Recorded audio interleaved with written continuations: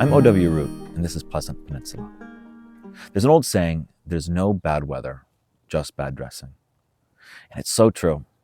It's true in the summer and it's true in the winter, and it's most acutely felt in the winter on those cold days. You know, we stand in our living room and we look out the window, and we see the beautiful snow falling, but we don't want to go out there. We say, I don't want to put on the right shoes, the boots, the gloves, the hats, the coat. I don't want to be cold. I just want to stay inside and be warm. And it's understandable. Of course we want to be warm. Who wants to be freezing? But if you wear the right clothes, you aren't going to be freezing. And if you take just a few minutes to get ready, you're going to be dressed for the weather. And it won't be bad weather. It'll be just fine weather because you're dressed correctly. And when we do that, we can experience the beauty of winter for beauty's sake. So often, I mean, think about it. In winter, you spend your time outside, rushing from the door to your car, the car to the store, running errands. That's basically it. You know, you don't just go outside to sit like you do in the summer or the spring or the fall. You're huddled inside. But there's something beautiful about getting out and experiencing winter just to experience it, just to feel it, just to see it. And I love walking at night. You know, I love walking at night in the summer, in the spring, the fall, and the winter. And they're all different. Winter is most distinct from the others. You're walking, you know, no one else is out. You don't really hear much, just that dead, quiet snow. See a few lights in the distance, crunch along in the field. And the night is so much brighter in the winter because of the snow on the ground. You can see so much better than you can in the summer. It's not eerie. There's some sort of serenity to it. Walking alone at night in the frozen cold. It doesn't seem like something you'd want to do, but it's beautiful in its own way, and it's another aspect of winter that we get to experience if we dress right.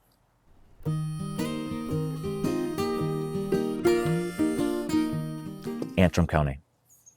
It is a black hole of bad roads. It is by far the worst county in the entire Lower Peninsula for driving in the winter, and I will defend this position to the death. I will die on this hill. Antrim County is uniquely terrible for driving. I've driven up north on 31 and 131 too many times to count, countless times over the course of my life. And every time, without fail, I'm driving. I start looking up. It's getting bad. Start slowing down 55, 45, 35. And everybody's slowing down. I said, what's going on here? Look at the map. Antrim County. Without fail, there's something going on there. It's mysterious. And I was curious about this. I was curious, what is there unique about Antrim County? Why is this the case? And I researched this. I looked at the snowfall, the average snowfall. It's a ton, but it's not number one in the Lower Peninsula. It's in the top 6. And there isn't that much difference between the top 6. So, I mean, it gets a lot, but still it's not number one. I also looked at the elevation. I thought, is there some unique situation here with the elevation in Antrim County that might contribute to this disastrous set of roads?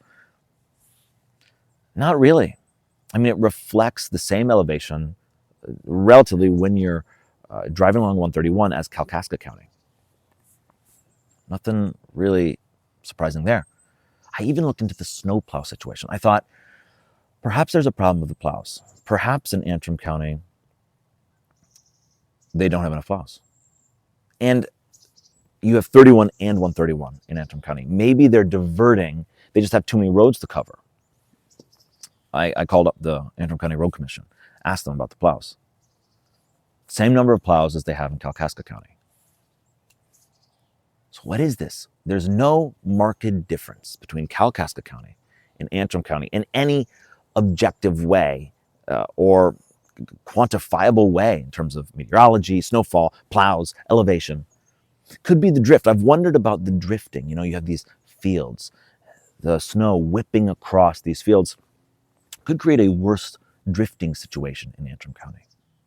That's a possibility. Whatever it is, something is off. Something happens in that county. It's almost mysterious. It's almost unexplainable. Unsolved mysteries. Antrim County edition. And it's not just me. I've talked to many other people. Whenever someone comes to visit us up north, I say, oh, hey, how was the drive down? How was the drive back? They say, oh, roads start getting bad in Antrim. Always the case with Antrim. My most memorable drive through Antrim County, and I've had many memorable white-knuckled drives, but my most memorable drive through Antrim County was years ago. It was in the middle of the night, snowstorm, right around 30, 31 degrees, right on that edge of freezing. This is the worst snow to drive in my opinion. Huge flakes. Truly, I would say the worst conditions I've ever driven in my entire life. Visibility was terrible, almost nothing. Huge flakes falling down right at that terrible point. Middle of the night, we were driving to Traverse City. My wife was in labor with our second child. And middle of the night, after 3 a.m. And we're driving along 31, right on the north edge of Antrim County, following a snowplow. Huge piece of ice flies off the snowplow and smacks the bottom of the car right in the front. And it didn't sound good. I knew it wasn't a great situation, or I kind of wondered. It didn't sound great. And so over the next 35 minutes, the car slowly began overheating. The temperature gauge slowly starts going up and up and up. The heat stops working, starts blowing cold at one point in time. Not a good situation. 3 a.m., 31, middle of the winter, nothing is open. There's nothing open. It's just everything's dark. So we have one option. We have to get to Traverse City, to the hospital. This is where we've got to get to. We will either get there in the car or we will get there in an ambulance. Those are the two ways. And so we had to keep going. We just had to keep going.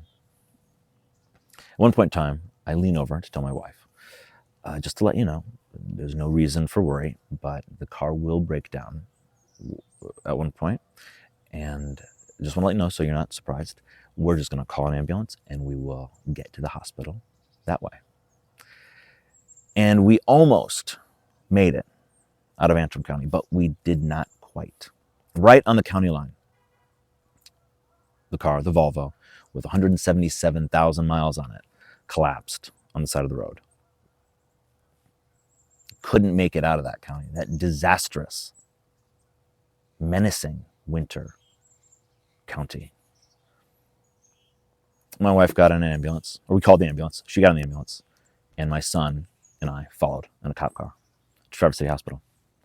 And a few hours later, our second was born. And it's a great story. It's a great birth story. It's a crazy story. And it makes me curse Antrim County, of course. But it's a funny thing because terrible roads, terrible driving, not a fun experience. But ultimately a great story, and the birth of our daughter came out of it.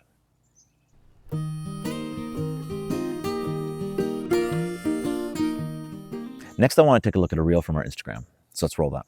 Michigan's lakes are great, but did you know we also have the second most ski resorts in the country? More slopes than your neighbor's driveway after a snowstorm. Boyne Mountain has something really special. The Hemlock Chairlift is the world's oldest. It was built in 1936 at the Sun Valley Resort in Idaho and moved to Boyne in 1947. They've updated it since, but the original terminals are still standing. It's like an old truck, reliable, timeless, and still gets you where you need to go. The old lift takes you to a new wonder, the Sky Bridge, which engineers designed and built in just 6 months. They should put these folks in charge of fixing our roads. roads. The Sky Bridge stretches 1,200 feet long, rises 118 feet high, and has over 200,000 sparkling lights. From it, you can watch the wipeouts below. On the way back down, you see the full Boyne experience. Twinkling lights reflecting off the snow, skiers and snowboarders shredding, bonfires, hot cocoa, and the steaming outdoor pool, with people milling about the village. It's a dream. It's the winter escape you need. No shoveling required. So I love that reel for two reasons. The first is the chairlift. We've got this incredibly old, the oldest chairlift, and it's still working. It's still trucking along. It's still doing its job. And it really speaks to the fact that things were built better in the old days. And it's one of these things that we all talk about and we all kind of intuit, but sometimes we forget it and then we are reminded by it, and it really just smacks us like a ton of bricks. You know, my mom has a mixer, like a blender, and it's older than she is. It really is. It was her family's. It's older than she is, and she used it daily up until like 5 years ago, and it still works. She'll still use it randomly on a holiday, but it's still cooking along. Does anybody think anything that's built today, like a mixer or chairlift, is going to last that long? No. Things were built just better back in the old days, and if you keep them up, they'll just keep cooking along, and that's such a good testament to that.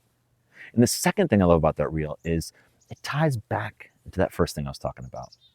There's no bad weather, there's just bad dressing. We always think about the beautiful summers in Michigan, the lake, the sea, the waves, the sailing, everything. Everything's summer, everything warm. And then we all sort of huddle inside in the winter. But we don't have to. There's beauty all around, even in the winter, like Boyne Mountain. And all we have to do is put the effort forward. Just get out there, dress right for it, and it's just waiting for us. We don't have to wait until June to experience beautiful Michigan. We can do it right now. I'm O.W. Root for Michigan Enjoyer.